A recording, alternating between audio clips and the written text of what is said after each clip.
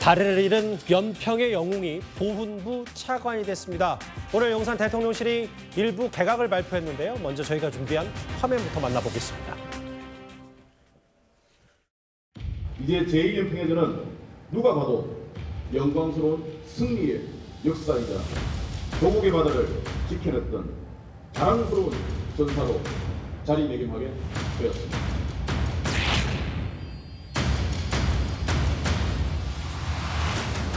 눈물을 집에 돌아오는 차 속에서 계속 우는 겁니다. 그래서 아빠가 다리가 안 아프면 좋겠습니다 라고 그 옆에 있던 아들은 아빠 다리가 다시 생기겠죠 라고 물었습니다. 제 아내가 애들한테 이렇게 말을 했습니다. 아빠의 한 다리가 없는 것은 그 다리는 이 세상에 하나뿐인 가장 명예로운 훈장과 같은 것이야.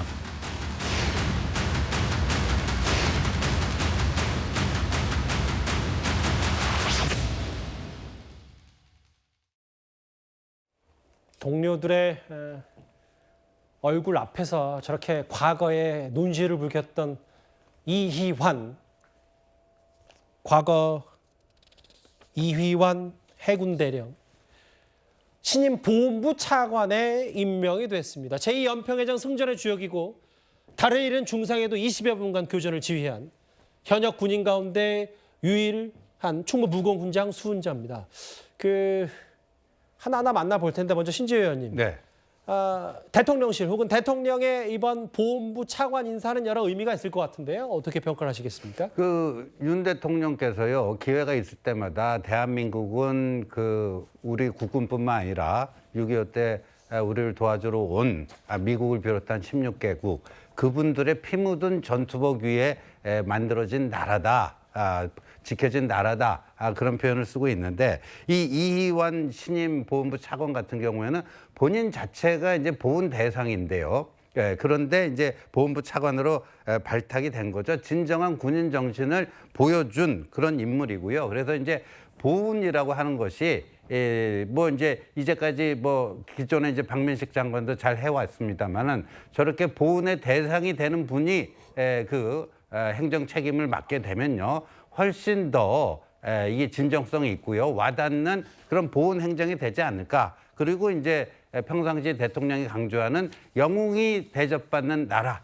그런 국정 철학에도 부합되는 이제 인사다 이렇게 보여줍니다. 달을 잃은 연평 영웅 신임 보훈부 차관이 됐습니다. 이휘환 대령 기억하신 분도 많으셨을 텐데 아마 이제 여러 정부 정책, 정부의 역할에 큰 힘이 될 수 있을 겁니다. 그리고 오늘 이희환 신임 보훈부 차관 임명과 함께요. 신임 방통위원장도 임명이 됐습니다. 이동관 전 방통위원장이 탄핵 표결에 앞서서 자진 사퇴한 지 닷새 만입니다. 최병무 의원님. 네. 그런데 이제 김홍일 신임 방통위원장 당초에 법무부 장관 후보자가를 거론됐었는데 이 인사를 어떻게 평가하시겠어요?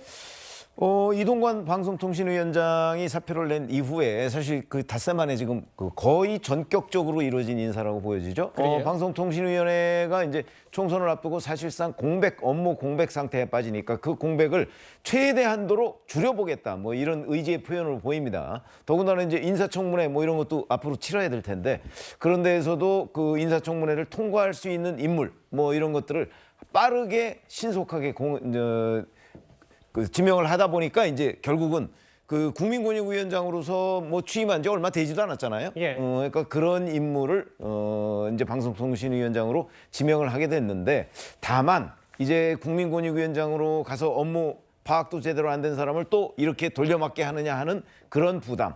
그다음에 또 검사 출신이냐 하는 이런 정치적 부담은 일부 남아있다고 봅니다. 특수통 검사 출신이고요. 대검 중수부 시절에 윤 대통령의 직속 상관 그리고 윤 대통령이 형이라고 부르는 꽤 가까운 사이로 알려졌습니다. 석박지만 보면 떠오르는 선배다. 꽤 어린 시절을 어렵게 보냈다라는 얘기가 있는데 오늘 김대기 비서실장의 목소리와 오늘 야당 반발 목소리를 저희가 한번 묶어봤습니다. 어린 시절 부모를 여인 후에 소년 가장으로 농사일을 하면서도 세 동생의 생계와 진학을 홀로 책임지고 또 뒤늦게 대학에 진학한 후 법조인이 되신 입지전적인 인물이기도 합니다. 후보자는 이런 어려운 삶의 경험을 바탕으로 공명정대하면서도 따뜻한 법조인으로 오로지 국민을 위해 헌신할 준비가 되어 있습니다. 김홍일 위원장은 윤 대통령의 검사 재직 시절 직속 상관으로서 윤석열 대통령을 필두로 한 검찰판 하나의 선배입니다.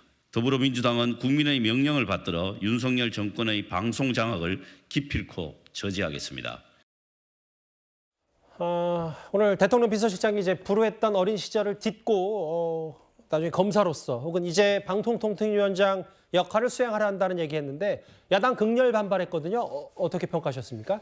일단 저는 좀 전에 화면에 나왔습니다만 대통령 비서실장이 이런 중요한 자리에 지명을 하면서 불우한 환경을 설명하고 이게 방통위원장하고 무슨 관계가 있나 좀 뜨악하다는 생각이 좀 들었습니다. 그리고 대통령께서 정말 우리 대한민국에 인재가 없는 겁니까? 아니면 대통령 주변에 인재가 없는 겁니까?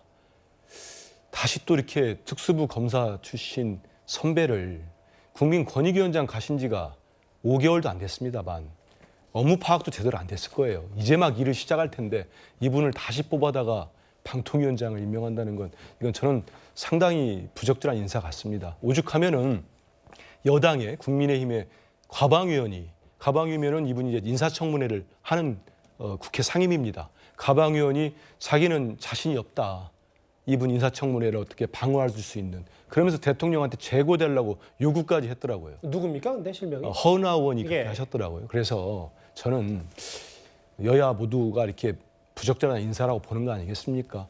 무엇보다도 이 지금 2023년 대한민국의 방송과 통신을 총괄하는 정말 중요한 부서를 이렇게 전혀 관련이 없는 한 번도 일을 안 해보셨지 않습니까? 저는 이런 분을 임명한다는 거는 선뜻 정말 전문성과는 이해가 안 됩니다. 아마 대통령 비서실장도 다른 말씀하기가 힘드니까 옛날 불우한 환경과 예. 자수성가한 얘기까지 하신 것 같아요. 더군다나 지금 방통위가 정상적으로 운영이 안 되지 않습니까? 알겠습니다. 전 예. 방통위원장 이동관 위원장도 여러 가지 방송 장악, 언론 장악의 비판을 받아가면서 결국은 사퇴까지 했어요. 근데 이런 자리를 또 검사 출신 대통령의 선배를 보내면 많은 국민들이 방송 장악을 계속 불도저식으로 밀어붙이라는 거 아니야? 이런 의심을 할 수밖에 없습니다.